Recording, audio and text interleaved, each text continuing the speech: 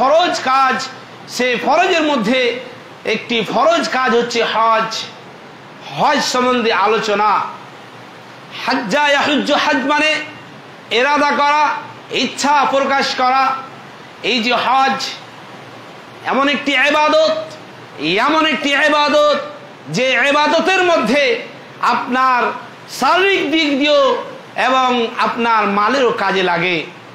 নামাজ, শুধু আপনি নামাজ আদায় করেন সালাতের মাধ্যম দিয়ে, আপনি অঙ্গ প্রত্যঙ্গ দিয়ে, আপনার শুধু বাদানি অর্থাৎ আপনার শরীর দিয়ে সেই ফরজ কাজটি আদায় করেন, এবং সেই রোজাও আপনার শারীরিক দিক দিয়ে ফরজ কাজ আদায় করে দেন, এবং যাকাত এটি মালি ইবাদত, এটি মাল দিয়ে আপনাকে ইবাদত করতে হবে। আর হজ এমন একটি ইবাদত, সেই কাজটি আপনাকে শারীরিক দিক দিয়েও এবং মাল দিয়েও আপনাকে হজ করতে হবে। এইটি হলো হজের মাস। আল্লাহ বললেন আল হজ্জ আশহুরুম মা'লুমাত। সেই হজের মাসগুলো হলো নির্দিষ্ট, প্রকাশ্য। সেই হজের মাসগুলোতেই হজের নিয়াত করতে হবে।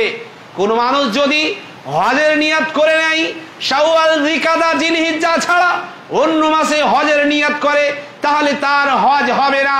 হজের নিয়াত শুধু হজের জন্য শুধু এই মাসেই যেতে যাবে, এবং হজের এই মাসে তাকে হজ পালন করতে হবে, এবং সেই হজের মেন কাজগুলি জিলহিজ্জা মাসে তার পালন হবে। তাই এই হজ একটি একটি বিশাল ইবাদত, বিশাল বড় ইবাদত। হজ ফরজ সম্বন্ধে আল্লাহ বলেন ওয়ালিল্লাহি আলান নাস হিজ্জুল বাইত মান ইসতাতা ইলাইহি সাবিলা। তোমাদের মধ্যে যাদের প্রতি হজ ক্ষমতা রয়েছে তারা যেন হজ করে। হজের ক্ষমতা অর্থাৎ যদি আমাদের প্রতি হজের ফরজ হয়ে থাকে, হজ যদি না করেন তাহলে আপনি গুনাহগার, আপনার হিসাব আপনাকে দিতে হবে। হজের ফরজ সম্বন্ধে কতটা, আপনি মক্কা থেকে মদিনা গেলেন, শুধু এটা নয়, আপনার বাড়ি থেকে নিয়ে আপনি মক্কা গেলেন হজ করতে, আজ হজ করে যাওয়া আসার পর এবং আপনার ফ্যামিলি ভালোভাবে চলছে ফিরছে, এরকম যদি হয়, আপনার ফ্যামিলি তো অভাব অনটন নেই, আপনার ফ্যামিলিতে থাকা বসার কোনো অভাব অনটন নেই, ছেলে মেয়ে না খাওয়া মারা যায় না, এরূপ যদি আপনার বাড়ির কন্ডিশন হয় তাহলে আপনার প্রতি হজ ফরজ। যদি আমরা লক্ষ্য করি আমাদের সমাজে মুসলিম সোসাইটির মধ্যে হজ 100-এর মধ্যে 50% মানুষ প্রতি হজ ফরজ হয়ে গিয়েছে, তারপরও মানুষ হজ করতে যায় না। এত বড় একটা বিশাল বড় দায়িত্ব নিয়ে সে ঘুরে বেড়াচ্ছে, কোথায় সে ভুরক্ষেপ দেয় না। এবং হজ আমাদের সমাজে আরেকটি ভুল প্রথা রয়েছে যে মানুষ হজ করার জন্য শেষ সময়টাকে বেছে নেয়, শেষ সময়টাকে হজের জন্য বেছে নেয়। আগে তো আজ থেকে 10, 15, 20 বছর আগে বেশিরভাগ এটাই হতো। এখন আস্তে আস্তে মানুষ উন্নত দিকে এগাচ্ছে যে মানুষ হজটাকে একটু কম বয়সে চলে আসছে। হজ আপনি হজের যদি সমর্থ হয়ে যায়, আপনার বয়স যদি 18 হয়ে যায়, আপনার বয়স যদি 20 হয়ে যায়, আপনার বাবা মারা গেল, আপনার বাবা মারা যাওয়ার পরে আপনি সম্পত্তির মালিক হয়ে গেলেন এতটা পরিমাণে যে আপনার সেই অনেক সম্পদ রয়েছে, আপনার প্রতি হজ তখনই ফরজ হয়ে গেল, তখনই আপনাকে হজ করতে হবে। এটা নয় হজটাকে শেষ আংটি অর্থাৎ শেষ আমল বলে গণ্য করে নেবে।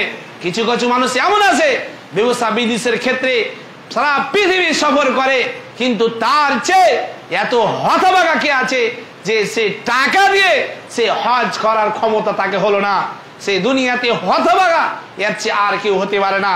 অনেক সমাজে মুসলিম সোসাইটিতে এমন সমাজে এমন এমন লোক রয়েছে, সেই দেশে অন্য অন্য দেশে আমেরিকা, লন্ডন, আরো যতগুলো দেশ রয়েছে, ইংল্যান্ড, সমস্ত দেশগুলো সে ভ্রমণ করে, তারপরও সে মক্কা নগরী যে আল্লাহ রাসূল সাল্লাল্লাহু আলাইহি সাল্লাম যেই মক্কাতে এবং আল্লাহ রসুলের শহর যেই মদিনা, মক্কা মদিনার সফর করে হজ করে আসতে পারলো না, অর্থাৎ সেই ব্যক্তি সারা পৃথিবী ঘুরে বেড়াচ্ছে ব্যবসা বিজনেসের খাতিরে, তার চেয়ে দুর্ভাগ্যবান আর কেউ হতে পারে না।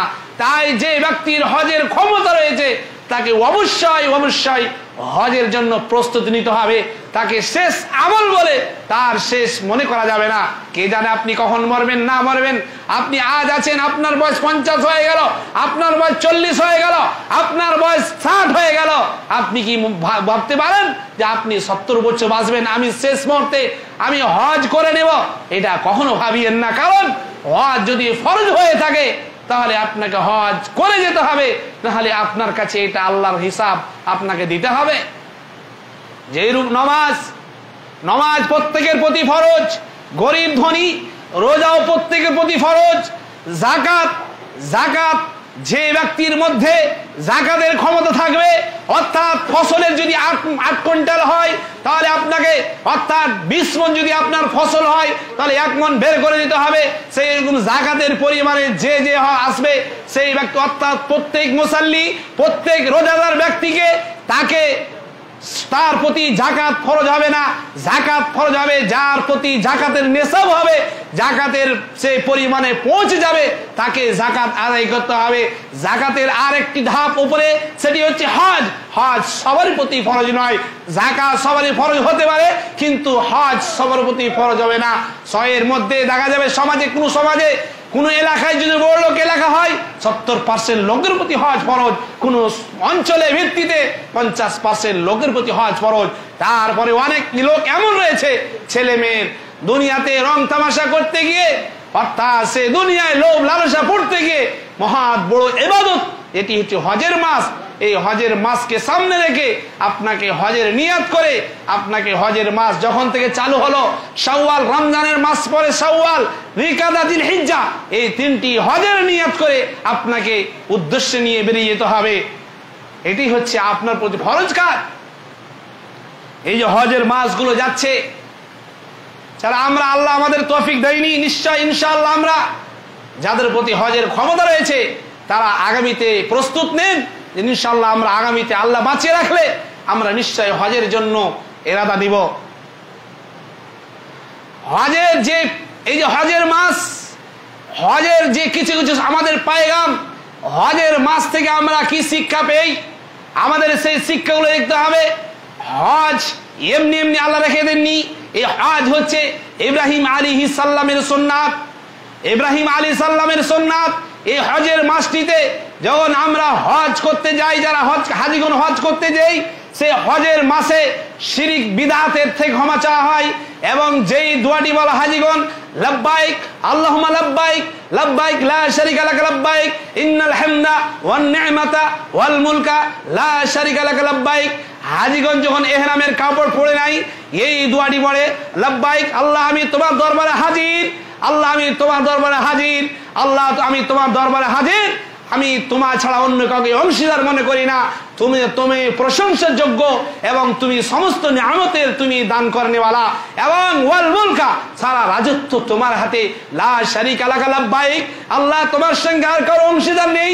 এই যে দোয়াটি, অর্থাৎ হজের মাস যখন এসে যায়, হাজিগণ যখন হজের জন্য কাবা চত্বরে চক্কর লাগায়, তখন সেই তার শিরক বিদআত, অর্থাৎ সেই হজের মাধ্যমে একমাত্র তাওহীদ মানুষ খুঁজে পায়।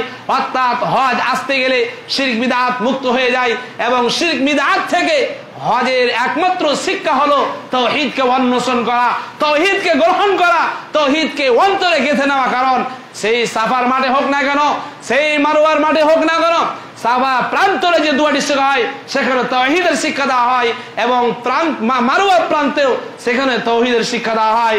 তাহলে হাজিগণ যখন হজ করেন, হজ করার সময় যে প্রথম বাক্যটি, অর্থাৎ একজন ব্যক্তি হজের ক্ষমতা হলে সে হজ করতে গিয়ে যে প্রথম কাজটি করে, সেই প্রথম কাজ, সেই হজের মধ্যে শিক্ষণীয় মেন বিষয় হলো যে শিরক থেকে মুক্ত এবং আহলে তাওহীদ হয়ে যাওয়া, আল্লাহর একাত্মবাদ হয়ে যাওয়া। আর যার মধ্যে তাওহীদ পূর্ণমান হবে না, যার মধ্যে শিরক মিলিত থাকবে, সে কখনো জান্নাতে যেতে পারবে না। আল্লাহ বলেন, ওয়া মান ইশরিক বিল্লাহ ফাকাদ হারামাল্লাহু আলাইহিল জান্নাহ। যে ব্যক্তি শিরকের মতো গুনাহ করে মারা গেল, তার জন্য তওবা করার তৌফিক হলো না, তার জন্য জান্নাত হারাম। আল্লাহ বলেন ইন্নাল্লাহা লা ইয়াগফিরু আন ইউশরাকা বিহি ওয়া ইয়াগফিরু মা দুনা যালিকা লিমান ইয়াশা। ইন্নাল্লাহা, নিশ্চয়ই মহান রব্বুল আলামিন, লা ইয়াগফিরু আন ইউশরাকা বিহি, আল্লাহ তাআলা শিরকের গুনাহ maaf করবেন না, ওয়া ইয়াগফিরু মা দুনা যালিকা লিমান ইয়াশা, এবং শিরক ব্যতীত যতগুলো গুনাহ আছে সমস্ত গুনাহ আল্লাহ চাইলে বিনা তওবায় যদি মারা যায় তাহলে আল্লাহ তাকে maaf করে জান্নাতে দিবে, আর না হলে সেই গুনার পরিমাণে সাজা দেওয়ার পরে আল্লাহ তাকে জান্নাতে দেবে। তাহলে এই যে এত বড় ইবাদত, এত বড় একটা শিক্ষণীয় বিষয়, অর্থাৎ সেই হজের মতো এত বিশাল ইবাদত, সেই হজ করতে গেলে আমরা সর্বপ্রথমে যে শিক্ষাটা পাই, সেই হজের যে দোয়াগুলো শেখানো হয়, সেই দোয়ার মধ্যে আল্লাহু আকবার, আল্লাহু আকবার, এই প্রতিধ্বনিগুলো বারবার করে হাজিগণ কি করেন, সেই দোয়াটি বলতে থাকে। এবং আল্লাহ রাসূল সাল্লাল্লাহু আলাইহি ওয়াসাল্লাম বলছেন আফজালুল হজ্জে আল হজ্জু ওয়াস সাজা, হজের সবথেকে বড় ইবাদত হলো যে সাজা, অর্থাৎ জোরে জোরে আল্লাহু আকবার বলা, লা ইলাহা ইল্লাল্লাহ বলা, ওয়াহদাহু লা শারীক বলা। তাহলে যে ব্যক্তিরা হজ করতে যান, অর্থাৎ কাবা ঘরে তওয়াফ করার সময় অন্যান্য বিভিন্ন সময় হজ করেন, অর্থাৎ তার মধ্য থেকে শিরক বিদআত দূর হয়ে যায়, তার মধ্যে তাওহীদ ভরে যায়, সেই ব্যক্তি আহলে তাওহীদ হয়ে যায়। আর আহলে তাওহীদ হতে গেলে সেই ব্যক্তি জান্নাতি বলে তার নাম হয়ে যায়। হজের মধ্যে আরেকটি যে শিক্ষণীয় বিষয়, সেই শিক্ষণীয় বিষয় হলো যে হজের মধ্যে ইত্তেহাদ, ইখওয়াত, অর্থাৎ ভ্রাতৃত্ববোধ, এবং হজের মধ্যে মৌসুমে যেটা অন্বেষণ হয়, যেটা গ্রহণ করে হাজিগণ এবং যারা হজ করতে যান, যেটা তার মধ্যে যেটা উপলব্ধি করতে পারে সেটা ভ্রাতৃত্ববোধ, এক অপরের পরিচয়। আপনি ভারত থেকে গেলেন, কেউ ব্যক্তি কাশ্মীর থেকে কেউ ব্যক্তি পাকিস্তান থেকে আসলো, বিভিন্ন এলাকার দেশ থেকে আসলো, এমনকি যে আরব কান্ট্রি, সে আমেরিকার লোক আসলো, বা কোনো লোক হাবশি দেশের আসলো, বা দক্ষিণ আফ্রিকার কালোটা লোক আসলো, তারপরে এই যে আসসালামু আলাইকুম, আপনি এক অপরকে সালাম দিলেন, আপনি তার ভাষা বুঝতে পারলেন না, কিন্তু আপনি তাকে সালাম দিলেন, সে আপনাকে হেসে উত্তর দিয়ে দিল, আপনাকে সে সালাম দিল, আপনি তাকে হেসে সালাম দিয়ে দিলেন। আল্লাহ রাসূল সাল্লাল্লাহু আলাইহি সাল্লাম বলেন তাবাসসুমুকা বিওয়াজহি আখিকা লাকা সাদাকা, তুমি কাউরির জন্য যদি হেসে হেসে কথা বলে দাও তাহলে তোমাকে সাদকার সমান নেকি দান করা হবে। এই যে এক অপরে, আপনি এক অঞ্চল থেকে, আপনি এক গ্রাম থেকে, আপনি এক দেশ থেকে সেই মক্কা নগরীতে গেলেন, মদিনা শহরে গেলেন, সেই আরবের মাটিতে আপনি হজের উদ্দেশ্যে গেলেন, সেখানে লক্ষ লক্ষ লোকের সঙ্গে সাক্ষাৎ হচ্ছে, আপনি যার সঙ্গে সাক্ষাৎ হচ্ছে সেই লোকটিকে সালাম করছেন, হয় আপনি করছেন না হলে সে আপনাকে করছে। তাহলে এক অপরে দেখে ওখানে মনে হবে হায় আল্লাহ, আমাকে যতটা আল্লাহ সুখে রেখেছে, সেই ব্যক্তির চেহারা, সেই ব্যক্তির আকার, সেই ব্যক্তির হয়তো পা নেই, সেই ব্যক্তির হয়তো সেখানে তার হাত নেই, আল্লাহ আমাকে অনেক সুখে রেখেছে, আল্লাহ সেখানে আপনাকে তার চেহারা দেখে, তার চোখের আকার দেখে আপনার শিক্ষা বা আপনার মধ্যে কৃতজ্ঞতা আসবে, এক কবরে মায়া মমতা জাগবে, সেখানে ভ্রাতৃত্ববোধ সৃষ্টি হবে। এটি একটি শিক্ষা হজের মাধ্যমে হয়। আরেকটি যেটি হজের মাধ্যমে শিক্ষা গ্রহণ হয় সেটি হলো যে আমরা ইব্রাহিম আলাইহিস সালামের যেই হজের যেটা উদ্দেশ্য, অর্থাৎ আমরা যদি যাই তাহলে আমরা নিজের দুনিয়া লোভ লালসা থেকে বাঁচার এবং আখিরাতকে আঁকড়ে ধরার, অর্থাৎ আল্লাহকে চিনার একটি পথ খুঁজে পাবো। যদি আমরা ইব্রাহিম আলাইহিস সালামের হজের দিনগুলি এবং হজের মাসগুলি যখন চলে আসে তখন আমাদের স্মরণ করিয়ে দেয় যে ইব্রাহিম আলাইহিস সালামের মতো পিতা, ইব্রাহিম আলাইহিস সালামের মতো স্বামী, ইব্রাহিম আলাইহিস সালামের মতো বান্দা, দেখেন যে নিজের ইব্রাহিম আলাইহিস সালামের মতো সমাজের সন্তান ইব্রাহিম আলাইহিস সালাম শুধুমাত্র আল্লাহকে রাজি হওয়ার জন্য, শুধু ইসলামের কালেমাকে উত্তোলন করার জন্য, ইসলামকে পৃথিবীতে ছড়িয়ে দেওয়ার জন্য, ইসলামকে পৃথিবীতে প্রকাশ করার জন্য, ইসলামকে সারা পৃথিবীতে ছড়িয়ে দেওয়ার জন্য নিজের প্রথমত নিজের বাপ কি করতো, মূর্তি বানাতো, মূর্তি বানিয়ে সেই বাজারে বিক্রি করত।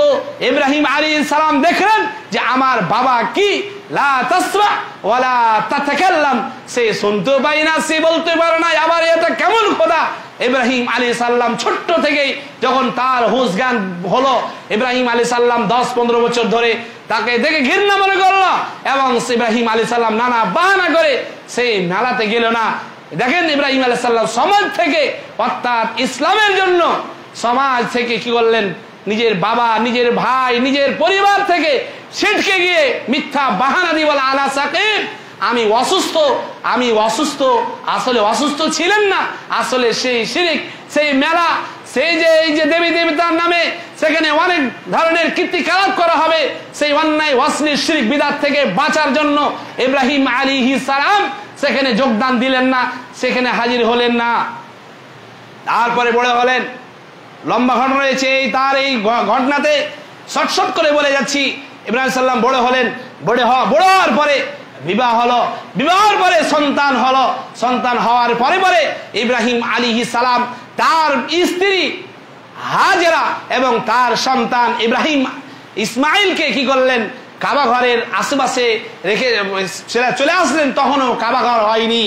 তাহলে এই যে ইব্রাহিম আলাইহিস সালাম কি করলেন, শুধু দিন ইসলামের খাতিরে নিজের পরিবার, নিজের ঘর, নিজের ছেলে, নিজের মেয়ে, এমনকি সারা পৃথিবীকে ছেড়ে দিয়ে, সমস্ত অন্যায় সমস্ত জিনিসকে ছেড়ে দিয়ে শুধু আল্লাহর ইসলামকে, অর্থাৎ কালিমা লা ইলাহা ইল্লাল্লাহকে উত্তোলন করার জন্য সারা পৃথিবীর কোন জিনিসকে প্রাধান্য না দিয়ে, দুনিয়ায় লোভ লালসায় না পড়ে, দুনিয়া কামাবে না গিয়ে সমস্ত জিনিস ছেড়ে দিয়ে একমাত্র কি, যে তিনি বললেন, হে আল্লাহ, আমি কিছু চাই না, শুধু তোমার খুশি চাই, শুধু তোমাকে আমি খুশি করতে চাই। আমি আমার সন্তান চাই না, আমি আমার স্ত্রী চাই না, আমি আমার সমাজ চাই না, আমি দুনিয়াতে কোন ধন দৌলত চাই না। হে আল্লাহ, তুমি শুধু আমার প্রতি রাজি হয়ে যাও। আল্লাহ তাআলা তাকে কি দিলেন, খলিলুল্লাহ। হে ইব্রাহিম, তুমি সারা সমস্ত জিনিস ত্যাগ করে দিলে, দুনিয়ার রং তামাশাই না পড়ে, তোমার পাড়ার, তোমার অঞ্চলের লোকেরা অনেক কিছু করেছে, তারা অনেক বিজনেস করে অনেকগুলো করেছে, তাও তুমি সেদিকে ধ্যান না দিয়ে যখন তুমি আল্লাহর কালিমা ইসলামকে উত্তোলন করার জন্য, ইসলামকে সারা পৃথিবী ছড়িয়ে দেওয়ার জন্য যখন এত বড় মহৎ কাজ করলে, সারা দুনিয়া থেকে কেটে গিয়ে তুমি শুধুমাত্রই কাল আল্লাহ, আল্লাহর কথাকে উত্তোলন করার জন্য যাও, তোমার খলিলুল্লাহ, তুমি আমার বন্ধু হয়ে গেলে। কারণ কি ছিল, আল্লাহর দোস্ত। এত বড় টাইটেল সাধারণ কথা নয়। এই জন্য আল্লাহ রাব্বুল আলামিন এই যে যখন হজের মাস এসে যায়, তখন আমাদেরকে সেখান থেকে শিক্ষা নিতে হবে যে ইব্রাহিম আলাইহিস সালাম সমস্ত জিনিস ছেড়ে দিয়ে, দুনিয়ার সব কাজ ছেড়ে দিয়ে শুধুমাত্র এই আল্লাহর ইবাদতে, আল্লাহর কাজে মগ্ন ছিলেন। তাহলে আমরা কেন এই ইব্রাহিম আলাইহিস সালামের মতো জীবনী শুনে, ইব্রাহিম আলাইহিস সালামের মতো আমাদেরকে এই ঘটনাগুলো এমনি বলা যায় না। এই ঘটনা থেকে আমাদের শিক্ষা নিতে হবে। আমরা কেন লোভ লালসে মেতে আছি? আমরা দুনিয়ায় দেখে ইব্রাহিম আলাইহিস সালাম কি করলেন, এবং সেখানে কাবা ঘর নির্মাণ করলেন। ওয়াইদ বাওয়ানা লিইব্রাহিম মাকানাল বাইত আল্লাহ তুশরিক বিল্লাহ। আল্লাহ বলেন, হে ইব্রাহিম আলাইহিস সালাম, তুমি কি করো, কাবা ঘর তৈরি করো, আল্লাহ তুশরিক বি শাইআ, এবং কাবা ঘর নির্মাণ করার সময় তুমি শিরক অংশীদার করে না, শিরক করিও না, অন্য রবের সঙ্গে আমাকে অংশীদার করে নিও না, অর্থাৎ শিরকের মতো গুনাহ কাবা ঘর নির্মাণ করতে গিয়ে করো না। তাহলে ইব্রাহিম আলাইহিস সালাম কি করলেন, এবং অন্য একটি আয়াতে ওয়াইজারফা ইব্রাহিমাল কাওয়াইদা মিনাল বাইতি ওয়া ইসমাঈল, ইব্রাহিম এবং ইসমাঈল আলাইহিস সালাম কি করলেন, সারা পৃথিবীর যে ঘর, সেই ঘর সম্বন্ধে আল্লাহ বলেন, ইন্না আউওয়ালা বাইতু উযিআ লিন-নাস লাল্লাযী বিমাক্কাহ। আল্লাহ সারা পৃথিবীর যে ঘরটি সারাপত তৈরি করেছেন, সেই ঘরটি হচ্ছে মক্কা, অর্থাৎ মক্কা কিসের জন্য, ওয়ালিল্লাহি আলান-নাস, যাতে করে সারা পৃথিবীর লোক কি করে, হিজ্জুল বাইত, কাবা ঘরে আসে হজ করার জন্য, নিজের মনের আশা বাসনা দূর করার জন্য, নিজের দুঃখ ক্লাসকে মেটানোর জন্য, এবং নিজের ক্ষমাকে মোচন করার জন্য সেই কাবা ঘর যেন নির্মাণ করলেন ইব্রাহিম আলাইহিস সালাম। তাহলে আমরা সেই ইব্রাহিমের সন্তান, সেই ইব্রাহিম ইসমাইলের সন্তান, তো সেই ইব্রাহিমের এবং ইসমাইল আলাইহিস সালামের আমরা, অর্থাৎ আমরা যদি দেখতে যাই, এই যে ইব্রাহিম আলাইহিস সালাম দুইটি সন্তান, একটি হচ্ছে ইসহাক আলাইহিস সালাম, আর একজন ইসমাইল, এবং আমাদের নবী মুহাম্মদ সাল্লাল্লাহু আলাইহি সাল্লাম এই ইসমাইল থেকে এসেছেন, এবং ইসহাক থেকে অনেকগুলো নবী এসেছেন। সেখান থেকে ইয়াকুব আসলো, ইউসুফ, মুসা, ঈসা, আরো সমস্ত দাউদ, সুলাইমান, এই সমস্ত নবীগণ ইসহাকের সন্তান থেকে এসেছে। এবং আমরা ইসমাইল আলাইহিস সালামের সন্তান, অর্থাৎ আমাদের নবী ইসমাইল আলাইহিস সালামের বংশধর থেকে এসেছে এবং সেই ইসমাইলের অনেক গুণ বর্ণনা করা হয়েছে। তাহলে ইসমাইল তো ইসহাকেরই ছেলে, তাহলে আমরা কেন আজ ইসমাইল তো ইব্রাহিম আলাইহিস সালামের ছেলে, তাহলে আমরা সেই ইব্রাহিম এবং সেই ইসমাইল পরস্পর আমরা নাসাল দর নাসাল চলে আসছি। তাহলে আমাদের সেই ইসমাইলের মতো ইব্রাহিমের মতো আমাদের রক্তে আমাদের খুন বয়ে আসছে, পরস্পর পর কর্মগত চলে আসছে। তাহলে আমরা কেন আল্লাহর ইবাদতের জন্য সর্বপ্রথম ঘর বানালেন মসজিদ। আজকে দেখে দুঃখ লাগছে, একজন মুস্তাশরিকিন খ্রিস্টান, মুস্তাশরিকিন কাকে বলা হয়? মুস্তাশরিকিন অর্থাৎ সেই মুস্তাশরিকিন যারা পশ্চিমা দেশে থাকে, খ্রিস্টান তারা সেই পূর্ব দেশের অর্থাৎ সৌদি আরবকে পূর্ব দিকে পড়ে, আমেরিকার পূর্ব দিকে পড়ে। অর্থাৎ সেই মুস্তাশরিকিন কি করলো? এই আরবি ভাষা যারা শিখেছে ইসলামকে জানার জন্য সেই মুস্তাশরিক বলছেন সায়াজুল ইসলাম, সায়াজুল ইসলাম কাতাম, সায়াজুল ইসলাম তাকতাতিউল আতিফা। তিনি বলছেন ইসলাম অতদিন পর্যন্ত টিকে থাকবে যতদিন পর্যন্ত কি হবে? বিদাইমিল আরবা, যতক্ষণ পর্যন্ত চারটি জিনিস মুসলমানদের মধ্যে থাকবে ততদিন পর্যন্ত সারা পৃথিবীতে ইসলাম থাকবে। একজন খ্রিস্টান, একজন গায়ের মুসলিম, সে অনুতাপ, সে নিজে গবেষা, সে নিজের গবেষণা এবং নিজের মোতালা, নিজের স্টাডিতে তিনি বলছেন, কি বলছেন? যে মুসলমান অতদিন পর্যন্ত থাকবে যতদিন পর্যন্ত মুসলমানদের কাছে এই চারটি জিনিস আমরা দেখতে পাবো, ততক্ষণ পর্যন্ত মুসলমানকে দুনিয়া থেকে হটা যাবে না। সেই চারটি জিনিস কি? একটি হলো এই যে হজ আর শাআইরুল্লাহ, এই যে হজ, হজে যে লক্ষাধিক লোক জমা হয়, এই হজের যে ব্যবস্থা, কাবাঘর যতদিন থাকবে, সে হজ যতদিন থাকবে ততদিন পর্যন্ত মুসলমানদের সরানো যাবে না। দ্বিতীয় সে বলল আল কোরআন, অর্থাৎ কোরআনের তালিম যদি মুসলমানদের কাছে থেকে যায় তাহলে আমরা মুসলমানকে দুনিয়া থেকে মিটাতে পারবো না। তৃতীয় সে বলল খুতবাতুল জুমা, অর্থাৎ জুমার খুতবাতে যদি মুসলমানরা একত্রিত হবে, মনস্ক হবে, সে খুতবায় হাজির হয়ে যায়। আর খুতবায় হাজির হয় উদ্দেশ্যে আমি নিজের জীবনকে পরিবর্তন করে নেব, সেই ভালোভাবে উজু করে নামাজের আগে যদি খুতবাতে হাজির হয়ে যায় আর জুমার খাতিবের খুতবা শুনে আমল করার চেষ্টা করে, তাহলে ততদিন পর্যন্ত দুনিয়া থেকে মুসলমানদের হটানো যাবে না। সে চতুর্থ সে জিনিসটির নাম নিল, সেটি বলল আল জামিয়া আল আজহার বা আল জামিয়া ইসলামিয়া মাদিনা আল মানাওয়ারা, অর্থাৎ সেই যুগে সারা বিশ্বের সর্বোত্তম মুসলিম ইউনিভার্সিটি জামিয়া আজহার যেটি মিশরে অবস্থিত এবং সেই আরেকটি ইসলামী ইউনিভার্সিটি যেটি মদিনায় অবস্থিত, সেইটি নাম নিয়েছিলেন সেই যুগে। এখনো যদি আমরা আমাদের অনেক ছেলেমেয়েরা জামিয়া ইসলামে যেতে পারে না, জামিয়া আজহারে যেতে পারে না, কিন্তু যদি আমরা আমাদের এই মুসলিম সোসাইটিতে, মুসলিম কমিউনিটিতে যদি আমরা ইসলামী প্রতিষ্ঠান যদি ভালোভাবে যেইভাবে আমরা গড়ে তুলে ভালো চালাতে না পারি, তাহলে আমাদের ইসলামিক ব্যবস্থা, আমাদের এই আমাদের ব্যবস্থা, আমাদের চলাফেরার ব্যবস্থা সমস্তগুলো খুনখান হয়ে যাবে, সব বরবাদ হয়ে যাবে। আমাদের কাছ থেকে ঈমান থাকবে না, আমলও হারিয়ে যাবে, ঈমান হবে আমলবিহীন। আর যদি আপনার মধ্যে শিক্ষা না থাকে তাহলে আপনি দুয়ার মানে জানবেন না, আপনি সূরার মানে জানবেন না, আপনি অন্ধ ভক্ত হয়ে আপনার মধ্যে সহি শিক্ষা না হলে ইসলাম আস্তে আস্তে মুছে যাবে। এই যে হজ, হজের মধ্যে আরেকটি শিক্ষণীয় বিষয় আমরা কি পাই কোরআনের মধ্যে? এই হজ আসতে গেলে আমাদের কিয়ামতের আলামত নিদর্শন আমাদের সামনে এসে যায়।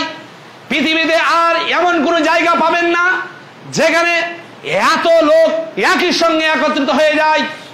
এই যে কাবা ঘরে হজ করতে যাওয়ার সময় মোটামুটি 70-80 বা 1 লক্ষ এই ধরনের লোক জমা হয় পৃথিবীতে। আর কোনো অন্য ধর্মের মধ্যে পাওয়া যাবে না যে এমন একটা তীর্থস্থল, এমন একটি ইবাদতখানা পৃথিবীতে আর কোথায় পাওয়া যাবে না, যেটা একমাত্র হজের মৌসুমে পাওয়া যায়। সেখানে লক্ষ লক্ষ লোক একত্রিত জমা হয়ে যায়। সেখানে দিনটিকে আপনার কিয়ামত মনে আসবে, যেই দিন হাসরের মাঠ হবে, হাসরের মাঠে সারা পৃথিবীর লোক জমা হবে, সেখানে আপনাকে হাসরের মাঠ মনে হবে, সেখানে হাই হাই কাই কাই সারা পৃথিবীর এখানে। কারণ আপনি যদি খেয়াল করি এই সূরাতুল হজ 17 পারার মধ্যে যে সূরাতুল হজ অর্থাৎ হজের নামে সূরা, এবং সেই হজের সূরাতে কিয়ামতের আলামত প্রথমে দেওয়া হয়েছে, ইয়া আইয়ুহান নাসুত্তাকু রাব্বাকুম ইন্না যালজালাতাস সাআতি শাইউন আযীম। হে মানুষেরা শুনে নাও, তোমরা ইয়া আইয়ুহান নাসুত্তাকু, তোমরা ভয় করো তোমাদের রবের কাছ থেকে, কারণ ইন্না যালজালাতাস সাআতি শাইউন আযীম, যেই দিন কিয়ামত ধ্বংস হবে জালজালার মাধ্যমে, সেই দিন কি হবে, ইয়াউমা তারাউনাহা তাযহালু কুল্লু মুরদিআতিন আম্মা আরদাত ওয়া তাদাউ কুল্লু যাতি হামলিন হামলাহা ওয়া তারান নাস সুকারা ওয়া মা হুম বিসুকারা ওয়ালাকিন আযাবাল্লাহি শাদীদ। মহান আল্লাহ বলেন, কাল কিয়ামতের মাঠে যেদিন কিয়ামত অবস্থিত হবে, দুনিয়া ধ্বংস হবে, সেই দিন এত ভয়ঙ্কর হবে, একজন মহিলার পেটে যদি বাচ্চা থাকে, বাচ্চা ভূমিষ্ঠ হয়ে যাবে, তারপরও সে জানতে পারবে না। এবং যদি কোনো মহিলা বাচ্চাকে দুধ পান করায়, তার দুধ পান করা বাচ্চাকে ভুলে যাবে। সেই ভয়াবহ দৃশ্য এই সূরা হজ্জের মধ্যে মহান রব্বুল আলামিন এখানে কিয়ামতের মাঠের কথা বলেছেন। এবং কিয়ামতের যে ভয়াবহ দৃশ্য, আমরা হজ করতে গেলে সেখানে লক্ষ লক্ষ লোকের সমাগম থেকে আমাদের কিয়ামত স্মরণ আসবে, কিয়ামত অতি নিকটে মনে হবে, তখনই আপনি আপনার আমলকে সঠিক করার চেষ্টা করবেন। আরেকটি হজের মৌসুম আসতে গেলে যে শিক্ষাটি ভাই, সেটি হচ্ছে যে ভ্রাতৃত্ববোধ, ইয়া কবরের সঙ্গে দোস্তি। কারণ আল্লাহ তাআলা কোরআনের মধ্যে যতগুলো হজের তালিম দিয়েছেন, সেই হজের মধ্যে বলছেন এই যে কুল ওয়াতাসিমু বিহাবলিল্লাহ জামিআ ওয়ালা তাফাররাকু, সেই হজের আয়াত যতগুলো কোরআনে এসেছে তার মধ্যে এটি একটি। হজের পরে এই আয়াতটি ওয়াতাসিমু বিহাবলিল্লাহ জামিআ, ওয়াতাসিমু তোমরা একত্রিত হয়ে যাও, বিহাবলিল্লাহ জামিআ এবং একত্রিত হয়ে আল্লাহর রশ্মিকে মজবুত করে ধরো, ওয়ালা তাফাররাকু তোমরা এক অপরে ইখতিলাফ করিও না, এক অপরে ছিন্ন বিচ্ছিন্ন হয়ে যাও না, এক অপরে জামাত আলাদা করে দিও না, এক অপরে দলাদলি হয়ে যাও না। এখানে আল্লাহ তাআলা বলেন, এবং তারপরে আরেকটা আয়াত আছে, ইয কুনতুম আ'দাআ ফাআল্লাহু বাইনা কুলুবিকুম, যদি এক অপরে দুশমন হয়ে যাও, ফাআল্লাহু বাইনা কুলুবিকুম, আল্লাহ তাআলা তোমাদের অন্তরকে জড়িয়ে দেয়। এই হজের আয়াতের পরে আয়াতগুলো, তাহলে আমাদের এই হজের মাস আসতে গেলে আমাদের ভ্রাতৃত্ব, আমাদের বন্ধুত্ব, এই শিক্ষাগুলো আমাদের দিয়ে দেয়। তাই মহান আল্লাহ দোয়া করে রব্বুল আলামিন আমাদের সমস্ত মুসলিম জাতিকে, যাদের হজের ক্ষমতা, তারা যেন হজ করার জন্য নিয়ত করে নেয়, এবং এই হজের মৌসুমে হজের দিনে যে শিক্ষণীয় বিষয় রয়েছে, সেই শিক্ষণীয় বিষয় নিয়ে, অর্থাৎ আমাদের ইহকালে আখিরাত দুটাই লাভ রয়েছে, আমরা এই দুনিয়াতে যেন হজের শিক্ষণীয় বিষয়গুলো আমরা পালন করতে পারি এবং আমরা আমাদের জীবনকে ভালোভাবে চলমান করতে পারি। এই বলি আমি আমার বক্তব্য জানছি। ওমা আলাইনা ইল্লাল বালাগ। আসসালামু আলাইকুম ওয়া রাহমাতুল্লাহি ওয়া বারাকাতুহু।